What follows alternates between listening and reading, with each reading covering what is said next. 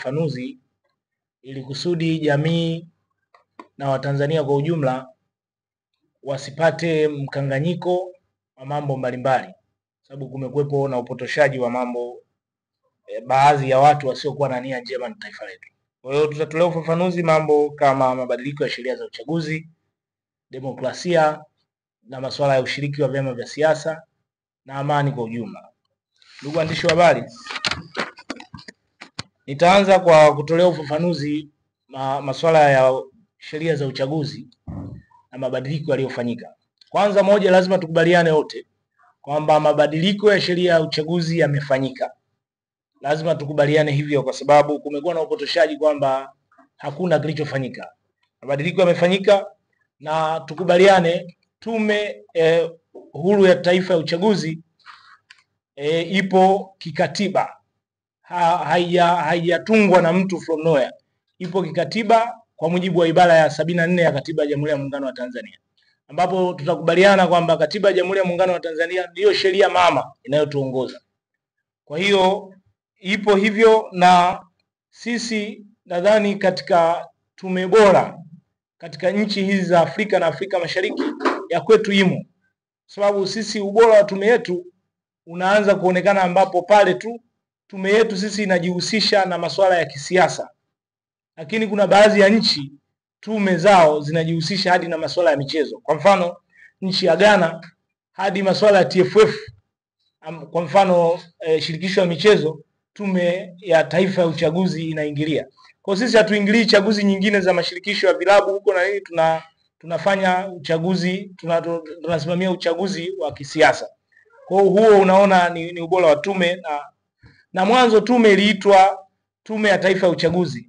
Mabadiliko yamekuja kufanyika, inaitwa Tume Huru ya Taifa ya Uchaguzi, yani INEC. Kwa hiyo mtaona badiliko la kwanza limejikita hapo, lakini vile vile ndugu waandishi wa habari, mtakubaliana nami kwamba uhuru wa tume umeongezeka tofauti na mwanzo ulivyokuwa. Uhuru wa tume umeongezeka katika sehemu kuu mbili. Kuna uhuru wa kitaasisi na kuna uhuru wa kiutendaji. Nikianza na uhuru wa kitaasisi, kwanza moja, imetungwa sheria maalum inayoongoza kupatikana kwa wajumbe wa tume. Zamani wajumbe wa tume, mtakubaliana nami, walikuwa wanateuliwa moja kwa moja na Mheshimiwa Rais. Sasa hivi kuna utaratibu. Nafasi za tume zitatangazwa kwa utaratibu, wenye vigezo vitaainishwa pale, wataruhusiwa kuomba. Na mimi nitumie jukwaa hili kutoa wito kwamba tume itakapotangaza vigezo kwa Watanzania vya kuwa katika sehemu ya tume ya uchaguzi, tujitokeze kuomba nafasi hizo kipenga kitakapopulizwa. Huu ni uwazi mkubwa tofauti na mwanzo ulivyokuwepo.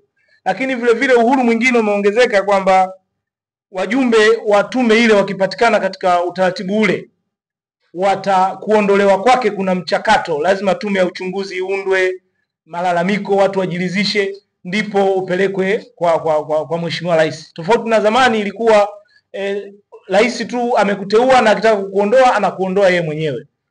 Huo ni uhuru mkubwa ambao na mabadiliko makubwa ambayo yamefanyika. Lakini sasa hivi kutakuwa na kamati ya usaili, itasaili watu. Baada ya kusaili, rais hatateua moja kwa moja. Kamati ya usaili itapendekeza majina kwa Mheshimiwa Rais. Kwa hiyo nimeona niyaseme hayo ili tuweze kwenda sambamba. Huo ni uhuru wa kitaasisi. Taasisi yetu imekuwa huru. Lakini uhuru wa vyanzo vya mapato, ndugu waandishi wa habari, lazima tukubaliane. Tume mwanzoni ilikuwa haiwezi kujiendesha kwa fedha zetu za ndani. Sasa tume sasa hivi inaweza kujiendesha kwa fedha zetu za ndani. Namsikia katika bajeti kuu iliyosomwa na Mheshimiwa Mwigulu Nchemba kwamba sasa gharama za uchaguzi zote zitagharamiwa na serikali yetu ya Jamhuri ya Muungano wa Tanzania. Hayo ni mabadiliko makubwa. Mwanzoni uchaguzi tume huru iligharamiwa na UNDP. Na mnajua tukishakuwa tunagharamiwa, maana yake tunapangiwa cha kufanya, tunapangiwa cha kusema. Sasa hivi wao wanakuja kama observers tu, hawatupangii tena, kwa sababu tayari tunaweza kujiendesha sisi wenyewe kwa fedha zetu za ndani. Kwa hiyo ndugu waandishi wa habari, nikija kwenye uhuru wa kiutendaji, tume inashirikisha wadau katika utendaji, wadau kama vile mashirika yasiyo ya serikali, waandishi wa habari, lakini vile vile sheria mdau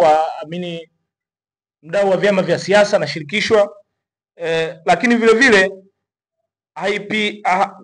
imeleta observers ambao watakuwa wanaangalia uchaguzi unakwendaje, sio kutuamulia. Wao kazi yao itakuwa ni kutizama uchaguzi unakwendaje, lakini vile vile uwepo wa kamati mbalimbali za uangalizi, kuanzia kwenye uandikishaji. Kuna kamati mbalimbali zitakuwepo ambazo zinakuwa zinaangalia na kuishauri tume pale ambapo wanahisi inakwenda vizuri. Na iweke clear kwamba ushauri unaotolewa na wadau mbalimbali kwa tume sio amri. Tume inaweza ikachukua ushauri, ikiwa bora wakafanyia kazi, wakaboresha pale ambapo wanahisi panaweza pakawa na manufaa kwa ajili ya nchi yetu. Lakini vile vile mamlaka ya tume kuteua wasimamizi wa uchaguzi. Zamani wakurugenzi wa uchaguzi walikuwa ni wakurugenzi wa halmashauri kwenye majimbo huko. Sasa hivi tume imepewa uhuru mkubwa wa kuja kuteua watumishi wake, watumishi waandamizi wa serikali. Kwa hiyo tume haitapangiwa, itaona sasa ni nani mtumishi gani anafaa, na kupitia vyanzo vyake na vetting zake sasa tamteua bana, wewe kasimamie jimbo fulani, kasimamie uchaguzi sehemu fulani, tofauti na hapo mwanzo ilivyokuwa. Ndugu waandishi wa habari, mtaona hayo ni mabadiliko makubwa sana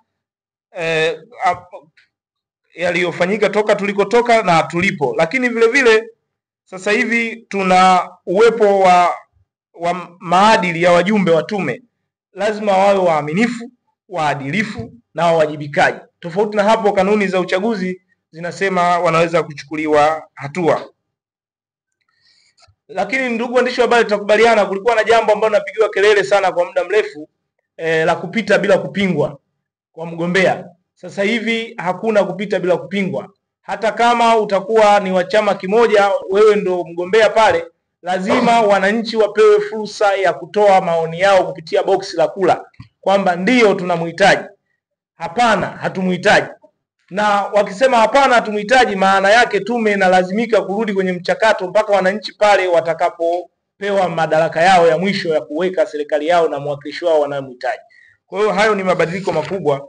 Lakini ndugu waandishi wa habari, tutakubaliana zamani kulikuwa wafungwa magerezani hawafikiwi kwenye kujiandikisha. Sasa hivi wafungwa magerezani wanafikiwa na wameandikishwa, na watapata kwa mara ya kwanza sasa watapata uhuru wa kupiga kura kwa kuwachagua viongozi wanaowahitaji. Lakini vile vile zamani kulikuwa hakuna uhuru wa kupiga kura ya rais popote utakapokuwa. Sasa hivi unaweza ukawa umejiandikisha Dodoma, lakini siku ya kupiga kura ukakukuta huko Dar es Salaam. Sasa unaweza ukamchagua mheshimiwa rais kupitia Dar es Salaam, tofauti na zamani ambavyo utatakiwa upige kura pale tu ambapo ulikuwa umejiandikisha. Kwa hiyo hayo ni mabadiliko makubwa. Lakini tume imeenda mbali zaidi, imeweka sheria maalum ya unyanyasaji wa kijinsia. Tumeona watu wengi sana wamekuwa wakinyanyasika kijinsia kipindi cha uchaguzi, na tume sasa inachukua hatua madhubuti kwa yeyote ambaye ataonyesha unyanyasaji wa kijinsia kipindi hiki cha uchaguzi. Lakini vile vile utumiaji wa teknolojia, tutakubaliana sote, tume sasa hivi imefanya mabadiliko makubwa, na mmeona katika kujiandikisha teknolojia imetumika kwa hali ya juu, na mtu unaenda pale unaweza ukataja tu majina yako au namba yako ya NIDA, tayari taarifa zako zikawepo pale, ukaboresha taarifa na ukaendelea na shughuli, tofauti na zamani ambapo ulikuwa unaweza ukachukua muda mrefu ukapanga foleni katika kuboresha taarifa zako. Ndugu waandishi wa habari, tutakubaliana sote kwamba kupitia mabadiliko haya uchaguzi uko pale kama ulivyopangwa.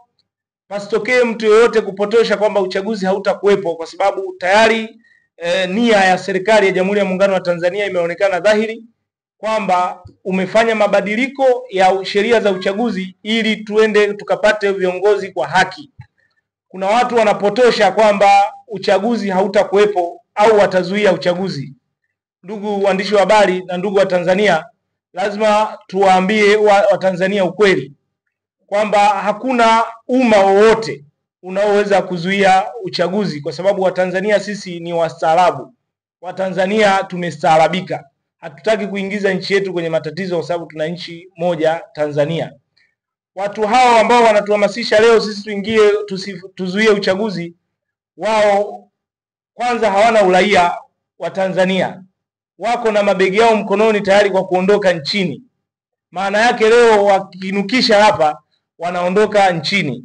Kwa ndugu waandishi wa habari na ndugu wa Tanzania, niendelee kuwasisitiza kwamba uchaguzi upo kikatiba kabisa, na tujitokeze kwa wingi kipenga kitakapopulizwa, kama nilivyosema, kuanzia kwenye kugombania hivi vyeo vya kwenye tume vitakapokuwa vimetokeza. Kama una sifa gombea, unaweza ukawa mmoja wapo wa kwenye tume. Kwa hiyo nichukue fursa hii niseme tu kwamba sisi kama vijana wa Chama cha Mapinduzi tunawaonya wanaharakati, wanasiasa wasio na nia njema kwa nchi yetu na kwa taifa letu.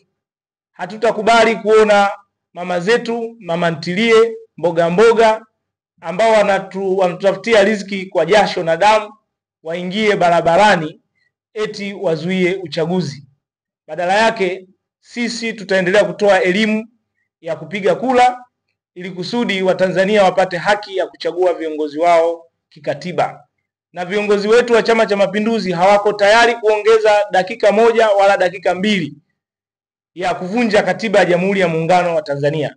Waliingia kwa katiba ya Jamhuri ya Muungano wa Tanzania na wataondoka kikatiba ya Jamhuri ya Muungano wa Tanzania. Asanteni sana kunisikiliza.